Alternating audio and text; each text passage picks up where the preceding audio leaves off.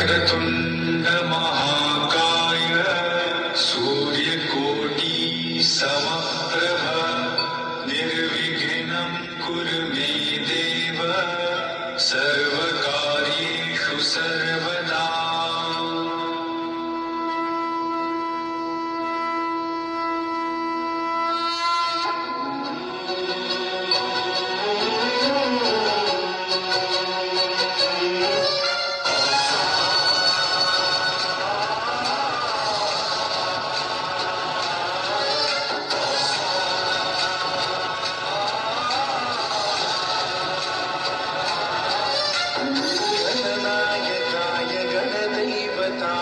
गणाध्यक्षाय धीमहि गुणशरीराय गुणमण्डिताय गुणेशानाय धीमहि गुणातीताय गुणाधीशाय गुणप्रविष्टाय धीमहि एकदन्ताय वक्रतुण्डाय गौरीतनयाय धीमहि गजेशानाय भालचन्द्राय श्रीगणेशाय धीमहि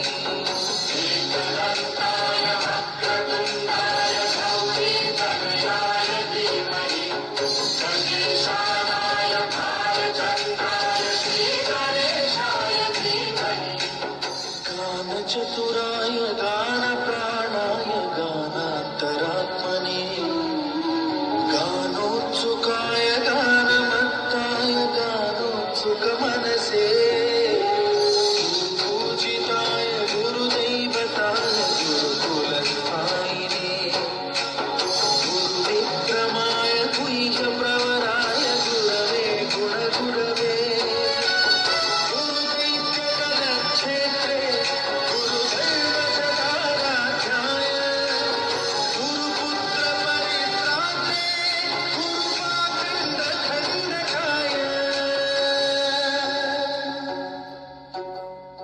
गीतसाराय गीततत्त्वाय गीतगोत्राय धीमहि गूढगुल्पाय गन्धभट्टाय गोजयप्रदाय धीमहि गुणातीताय गुणाधीशाय गुणप्रविष्टाय धीमहि सर्वराजाय गन्धाय सर्वगानश्रवणप्रणयिने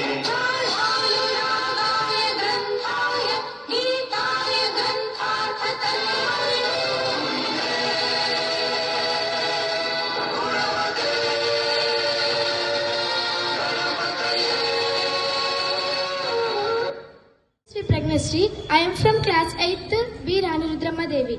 Today I am going to share a few words about Science Day. Do you know why we are celebrate National Science Day? Okay, the research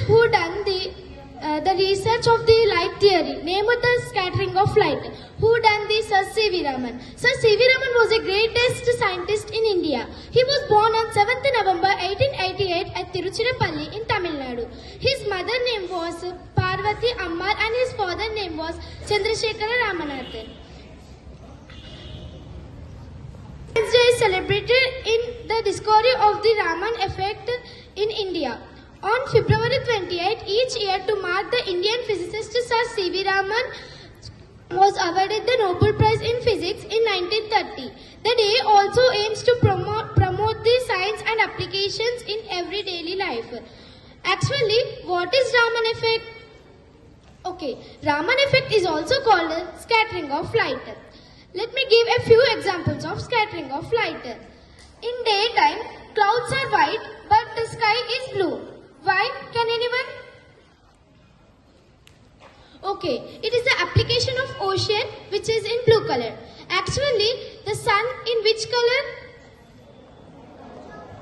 It exactly wrong answer. The sun in white color. It has 7 mixture of colors. They are red, orange, yellow, green, blue, violet and indigo. These are we observed in our daily life. It is in rainbow.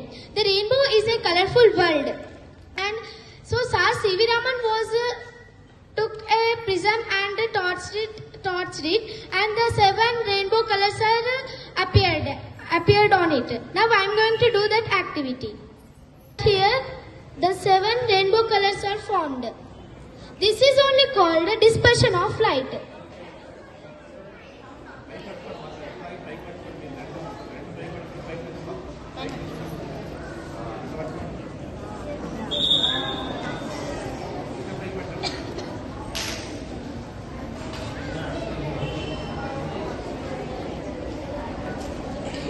So, the 7 colors are formed by the prism and torchlight. This is only called dispersion of light.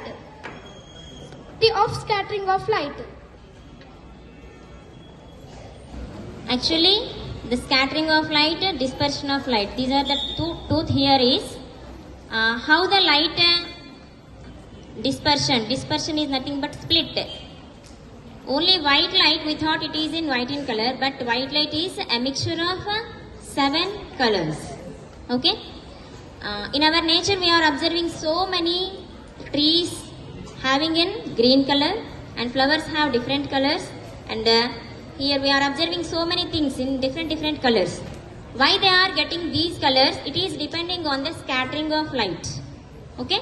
Scattering of light not only depending on the light when it is passes through a transparent prism, it deviate, that means it divide into 7 colors, and this is one point. And another one point is it is depending in the size of the molecules. Already we know the heaviest particles all are in downside, lightweight particles are in upside. Sky have so many little particles like nitrogen and oxygen molecules. When the light passes through it, then it absorbs total 6 colors and only emits 1 color. That is called scattering of light. Okay, I will tell you one example. Here, it is a box. What it have in this? Is it have anything in this box or not? No. Who says yes? Raise your hands. Tell me what is inside the box? Very good. Honorable Principal Sirs, respected staff, and of course my dear friends.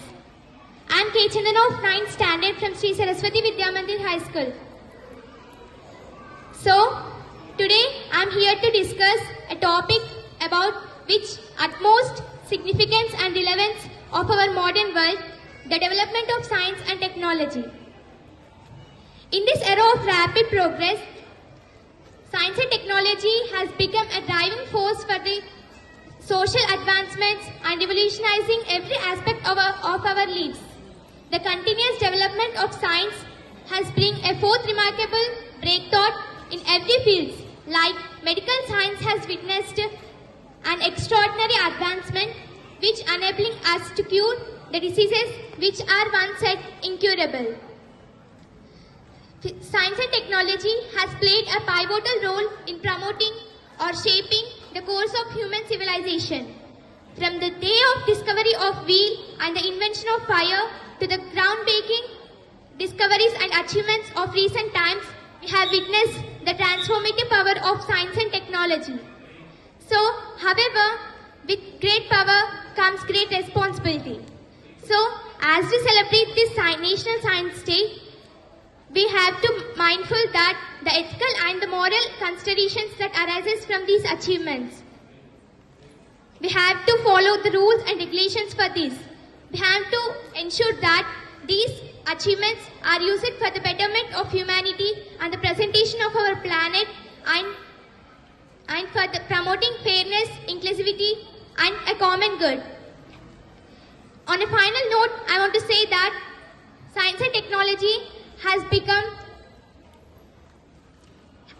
achieved many achievements that we have never imagined.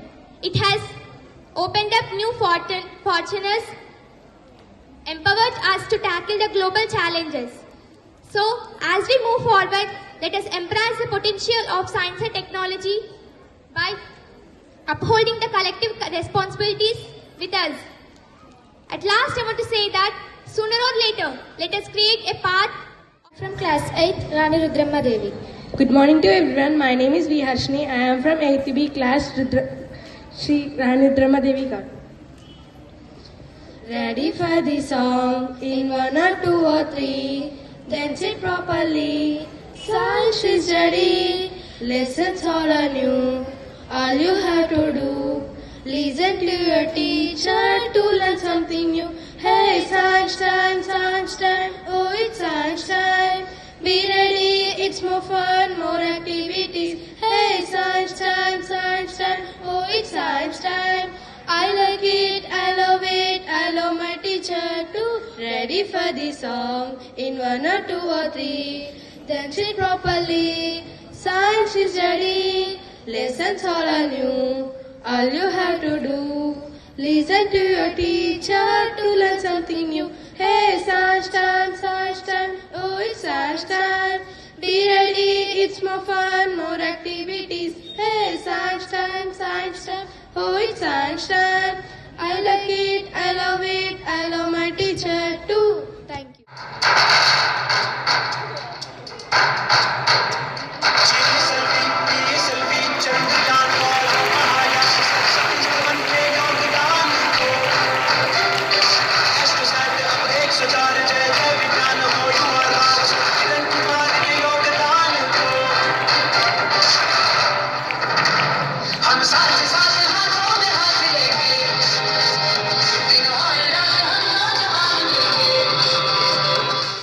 వారసులం ఆవిష్కరణల కారకులం ఓంకారానికి వారసులం ఆవిష్కరణల కారకులం జ్ఞానధామమీ దేశం విజ్ఞాన సీమ భారతదేశం విజ్ఞాన సీమ భారతదేశం కాలమంత పడి ఉంది చీకటిలో ప్రగతి జాడ కనరాని వేళలో లోకమంత నవనూతనాలకై ఎదురు చూపు చూస్తున్న వేళలో సకల శాస్త్రాలు ఇచ్చిన దేశం పరిశోధనలే తన సందేశం నిత్య నూతనం చిరపురాతనం వందే భారత మాతరం ఓంకారానికి వారసులం ఆవిష్కరణల కారకులం ఓంకారానికి వారసులం ఆవిష్కరణల కారకులం జ్ఞానధామమీ దేశం విజ్ఞాన సీమ భారతదేశం విజ్ఞాన సీమ భారతదేశం దేవ భాష దరి చేరడానికి దారి చూపిన పాణిని మూలం యంత్రమంత్రముల భరద్వాజుడే విమానయానపు మూలాధారం శస్త్రచికిత్సల సుశ్రుత వైద్యం చెరకుని ఔషధమాయుర్వేదం జగతికి ఆయువు పోసిన యోగం వందే వందే పతంజలి ఓంకారానికి వారసులం ఆవిష్కరణల కారకులం ఓంకారానికి వారసులం ఆవిష్కరణల కారకులం జ్ఞానధామమీ దేశం విజ్ఞాన సీమ భారతదేశం విజ్ఞాన సీమ భారతదేశం వరాహమిహురుని జ్యోతిశాస్త్రం కనాదుడిచ్చిన కనముల సూత్రం భాస్కరాచార్య ఆర్యభట్టులే గణిత శాస్త్రాన వెలిగిన దీపం మొక్కల ప్రాణం చూపిన చంద్రుడు భౌతిక శాస్త్రం రూపం రాముడు అనుధార్మికతను అందరిను సగిన హోమీ బాబా వందనం ఓంకారానికి వారసులం ఆవిష్కరణల కారకులం ఓంకారానికి వారసులం ఆవిష్కరణల కారకులం జ్ఞానధామమీ దేశం విజ్ఞాన సీమ భారతదేశం విజ్ఞాన సీమ భారతదేశం. నేను మాట్లాడేసిందంతా స్పర్శిక పాటలో చెప్పేసింది. చెప్పిందా లేదా? ఎవరు మాట్లాడదు బయట. కామ్ 5 నిమిషాలు మొత్తం పాటల్లో వచ్చేసింది కదా? వచ్చేసిందా? ఈ పాట మొత్తం వచ్చన్న వాళ్ళు చేతి ఎత్తండి. మాకు ఈ సాంగ్ వచ్చు. Right, good. దించండి. వీళ్ళు ఎవరి బర్త్డే? మొత్తం పేరు చంద్రశేఖర వెంకట రామన్. ఓకే. ఎందుకోసం ఆయన బర్త్డే చేయాలి? ఇండియన్ సైన్స్ డే చేస్తున్నాం, సెలబ్రేట్ చేస్తున్నాం ఈరోజు. రామన్ ఎఫెక్ట్. రామన్ ఎఫెక్ట్ ఎంతమంది తెలుసు? 10th class, 9th 10th. 1 2 right, దించండి. ఏదైనా సరే భారతదేశం సైన్స్కు మూలం. మీకు పొద్దున్న లేసి ఏం చేస్తారు? మీరు పళ్ళు తోముతారా? పళ్ళు తోమడం సైన్స్ కదా. కానీ మనకు పళ్ళు తోముకోవడం సైన్స్ అని తెలియదు. చాలామందికి మనం పళ్ళు తోముకోవడం సైన్స్ అని తెలియదు. సైన్స్ ఎక్కడి నుంచి ప్రారంభమవుతుంది? మనం పుట్టినప్పటి నుంచి సైన్స్ ప్రారంభమవుతుంది. మనం లేచినప్పటి నుంచి సైన్స్ ప్రారంభమవుతుంది. సైన్స్కు అనుగుణంగా లేకపోతే ఏమవుతుంది? ఒక 5 రోజులు పళ్ళు తోమకపోతే ఏమవుతుంది? పళ్ళు పుచ్చిపోతాయి కదా. పళ్ళను కాపాడుకోవడం కోసం పళ్ళు తోమడం సైన్సు, స్నానం చేయడం సైన్సు, అన్నం తినడం సైన్సు. అన్నం ఎంతమంది తింటున్నారు? మై గాడ్, దించండి. చాలా హ్యాపీ నేను. కానీ చాలా జాగ్రత్తగా, అందరు పెద్ద పిల్లలే ఉన్నారు. మేము మంచి అన్నము తింటున్నాం అన్న వాళ్ళు చేతి ఎత్తండి. మేము తినే అన్నం చాలా మంచి అన్నం. దించండి. చాలా కష్టం. ఫస్ట్ ఆన్సర్ ఓకే, అన్నం తింటున్నారా? ఓకే. కానీ మంచి అన్నము తింటున్నాము అని ఎవరికి తెలియదు. మనం ఏం తింటున్నాము? ఏం తింటాం? షాప్లకి కొనుకొచ్చుకుంటాం, రైస్ తింటాం, కూరగాయలు కొనుకొచ్చుకుంటాం, కూరగాయలు తింటాం, పప్పులు కొనుకొచ్చుకుంటాం, పప్పులు తింటాం, ఆయిల్ కొనుకొచ్చుకుంటాం, ఆయిల్ తింటాం. ఇవన్నీ మంచి అని ఎట్లా? ఇవన్నీ మంచి అని ఎట్లా తెలుసుకోవాలా? ఏమన్నా మన దగ్గర పారామీటర్స్ ఉన్నాయా? కొలతలు ఉన్నాయా? కొలతలు ఏం లేవు. ఈ అన్నము మంచిగా తినలేకపోవడం వల్ల భారతదేశంలో ప్రతి 16 మందిలో ఒకళ్ళకు క్యాన్సర్ వచ్చేసింది ఆల్రెడీ. ఆశ్చర్యపోతారు మీరు. ఎంత డబ్బులు సంపాదించినా సరే ట్రీట్మెంట్కి అయిపోతుంది. హైదరాబాద్లో అన్నం సరిగా తినకపోవడం వల్ల, మంచి అన్నం తినకపోవడం వల్ల, లైఫ్ స్టైల్ సైన్స్కి అనుగుణంగా లేకపోవడం వల్ల ప్రతి నలుగురిలో 45 సంవత్సరాలు దాటినటువంటి ప్రతి నలుగురిలో 3 డయాబెటిక్ ఆఫ్టర్ 45 years. ఎందుకోసం ఇదంతా కూడా? మంచి అన్నము తినకపోవడం. అన్నం అంటే అన్నమేగా, ప్రతి ఒక్కటి నెగటివ్. మీరు ఎంతమంది పాలు తాగుతున్నారు ఇందులో? రైట్, దించండి. ఇప్పుడు మా ఇంట్లో రైతు దగ్గర నుంచి పిండినటువంటి పాలు, గేదెలు కానీ ఆవులు కానీ రైతుల దగ్గర నుంచి వచ్చినటువంటి పాలు మాత్రమే తాగుతాం అన్నవాళ్ళు రా. అందరుగా ఇంతమంది లేదు, దించండి. అన్ని అబద్ధాలు. దించండి దించండి దించండి దించండి దించండి దించండి. నాకు తెలుసు కదా, దించండి. చేతులు దించండి, చెప్తానండి. మన ఇంట్లో కూడా పాల ప్యాకెట్ వచ్చేసింది. ఏమొచ్చేసింది? ఇది పాల ప్యాకెట్ కాదు, అది పాయిజన్ ప్యాకెట్. ఏంటది? Poison packet. చాలా గుర్తుంచుకోండి. ఒక విషయం చెప్తా మీకు. హైదరాబాద్ అందరు పేరు విన్నారు కదా, మొన్న కూడా చాలామంది పోయొచ్చినట్టు మీ దగ్గర నుంచి. హైదరాబాద్లో ఒక రోజుకి 60 లక్షల లీటర్ల పాలు అవసరం. ఎన్ని అవసరం? ఒక్క హైదరాబాద్కి. ఎందుకోసం? 1,10,00,000 మంది హైదరాబాద్లో ఉంటారు. రోజు దాదాపు 12 లక్షల మంది పోతారు. యావరేజ్గా ఒక్కొక్కరికి 350 ml వేసినా సరే, పెరుగు, పాలు, చాయ్ అన్నీ కలిపి 60 లక్షల లీటర్ల పాలు హైదరాబాద్కే కావాలా? మరి ఎన్ని పాలు వస్తాయి హైదరాబాద్లో? ఎన్ని గేదెలు ఉన్నాయి? ఎన్ని ఆవులు ఉన్నాయి? పాలు ఎక్కడి నుంచి వస్తాయి? మంత్రం పాడితే వచ్చేస్తాయా? రావు కదా. పాలు అయితే గేదెల నుంచి రావాలి, ఆవుల నుంచి రావాలి. మొత్తం తెలంగాణలో కూడా ఇన్ని పాలిచ్చేటటువంటి పశువులు లేవు. కాబట్టి మిగతా హైదరాబాద్ పక్కకు పెడితే వరంగల్, కరీంనగర్, నిజామాబాద్, ఖమ్మం, కామారెడ్డి, ఇట్లా మొత్తం మిగతా తెలంగాణ అంతా పాలు తాగుతున్నాం కదా. ఈ పాలంతా ఎక్కడి నుంచి వస్తున్నాయంటే యూరియా. తెలుసా మీకు అందరికీ యూరియా? పాల ప్యాకెట్లలో 45 to 50% మిల్క్ కావు. అవి చిన్న పిల్లలకి పాలు తాగించడం వల్ల అనేక రకాలైన ప్రాబ్లం వస్తున్నాయి.